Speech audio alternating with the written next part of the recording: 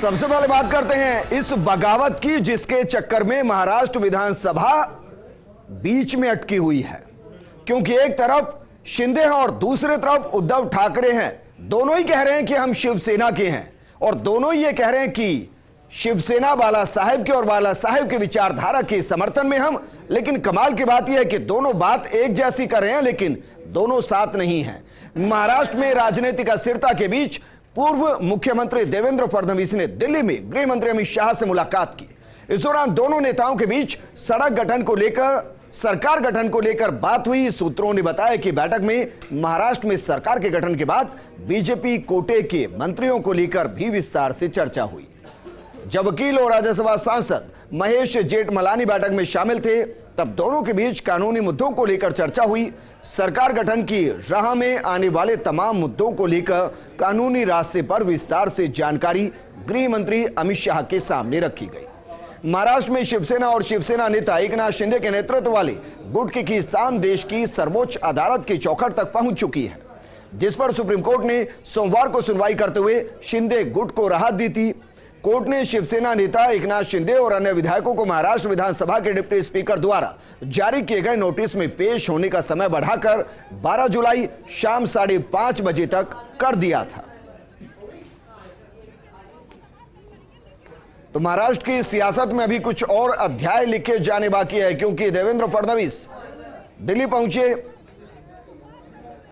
गृह मंत्री अमित शाह से मुलाकात की। लेकिन दूसरी तरफ शिंदे कह रहे हैं कि वो दिल्ली क्यों जाएंगे, अगर जाना होगा तो मुंबई जाएंगे।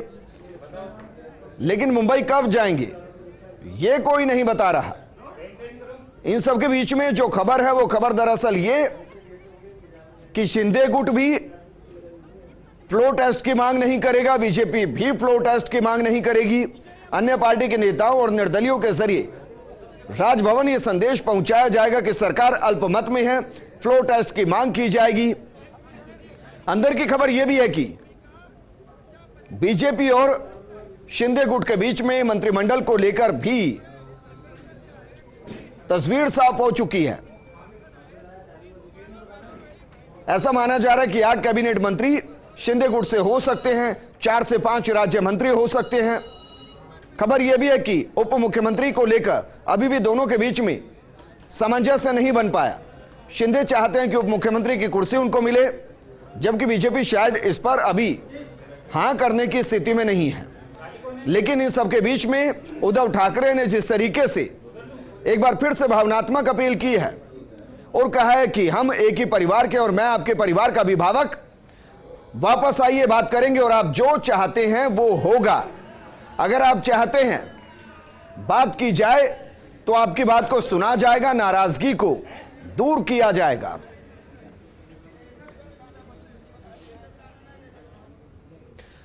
लेकिन अब आपको ग्राफिक्स के जरिए पूरा सियासी गणित समझाने की कोशिश करते हैं कि वर्तमान स्थिति में महाराष्ट्र की सियासत में चल क्या रहा है। महाराष्ट्र कैबिनेट की बैठक में उद्धव ठाकरे को समर्थन की बात और उद्धव ठाकरे नहीं देंगे मुख्यमंत्री पद से इस्तीफा, यह अपने आप एक बड़ी बात है। हो सकता है फ्लोर टेस्ट की तरफ जाएं। उद्धव ठाकरे ने इस्तीफा नहीं देने का फैसला किया है। दरअसल उनकी शरद पवार से बातचीत हुई। शरद पवार से जो बातचीत हुई उस बातचीत के बाद उद्धव ठाकरे ने तय किया कि वो मुख्यमंत्री पद से इस्तीफा नहीं देने वाले हैं। इसका मतलब यह है कि उद्धव ठाकरे को अभी भी उम्मीद है कि शिंदे जिस तरीके से कह रहे हैं कि वो दिल्ली नहीं जाएंगे, जाना होगा तो मुंबई जाएंगे, जो अभी भी कह रहे हैं कि वो शिवसेना के ही सिपाही हैं, जो अभी भी कह रहे हैं कि बाला साहेब ठाकरे के अनुयायी हैं, उद्धव ठाकरे को लग रहा है कि उनकी भावनात्मक अपील काम कर सकती है। और अपील अगर काम कर गई इसका मतलब यह हो सकता है कि एक बार फिर से बातचीत हो, क्योंकि 2014 के दौर को जरा याद कीजिए। 2014 में भी शिंदे ने यह कहा था कि वो बीजेपी के अलायंस के साथ ही जाएं, जबकि उद्धव ठाकरे उस वक्त भी चाहते थे कि मुख्यमंत्री उनका हो, मुख्यमंत्री ना तो कम से कम उप मुख्यमंत्री उनका हो। लेकिन शिंदे गुट के विधायक उस वक्त भी उद्धव ठाकरे के उस फैसले के समर्थन में नहीं थे। हालांकि उस दौरान उद्धव ठाकरे के सामने प्रॉब्लम यह भी थी कि एनसीपी ने बीजेपी को बाहर से समर्थन देने की बात कर दी थी और इस वजह से उद्धव ठाकरे के पास ऑप्शन 2 ही थे, या तो सरकार का हिस्सा बने या फिर विपक्ष की भूमिका निभाए। लेकिन इस बार ऐसी स्थिति नहीं थी। तो सवाल यह है कि शिंदे जिस तरीके से अग्रेसिव भूमिका निभा रहे हैं और कह रहे हैं कि 39 से 40 विधायक उनके पास हैं, और दूसरी तरफ उद्धव ठाकरे कह रहे हैं कि आप आइए, हमें परिवार का अभिभावक हूं, आकर नाराजगी व्यक्त कीजिए, बातचीत कीजिए और जो भी आप चाहते हैं वो हो जाएगा। तो क्या उद्धव ये समझ रहे हैं कि शिंदे ने जिस तरीके से 2014 में बीजेपी के साथ अलायंस की बात की थी, क्या अभी भी उद्धव अगर वापस इस बात पर मान जाएंगे तो क्या बीजेपी मानेगी? यह अपने आप में एक बड़ी बात है। लेकिन सबके बीच की इस वक्त की जो बड़ी खबर हम आपको बता रहे हैं वो ये कि उद्धव ठाकरे इस्तीफा नहीं देंगे। हालांकि इसके पीछे का कारण यह भी हो सकता है कि जैसे ही राजभवन से आदेश आ जाए कि फ्लो टेस्ट कराया जाए, हो सकता है उस वक्त इस्तीफा हो, जैसे कि बाकी राज्यों में हुआ। एक राजस्थान को छोड़ दिया जाए जहां मुख्यमंत्री अशोक गहलोत ने न सिर्फ फ्लो टेस्ट में साबित किया बल्कि विपक्ष के अंदर ही सेंध लगा दी थी।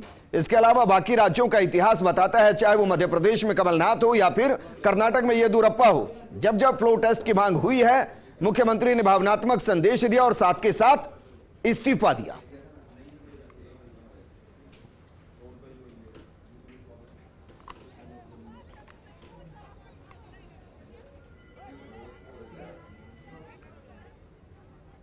तो महाराष्ट्र के राजनीतिक संकट पर लेटेस्ट अपडेट, उद्धव ठाकरे इस्तीफा नहीं देंगे।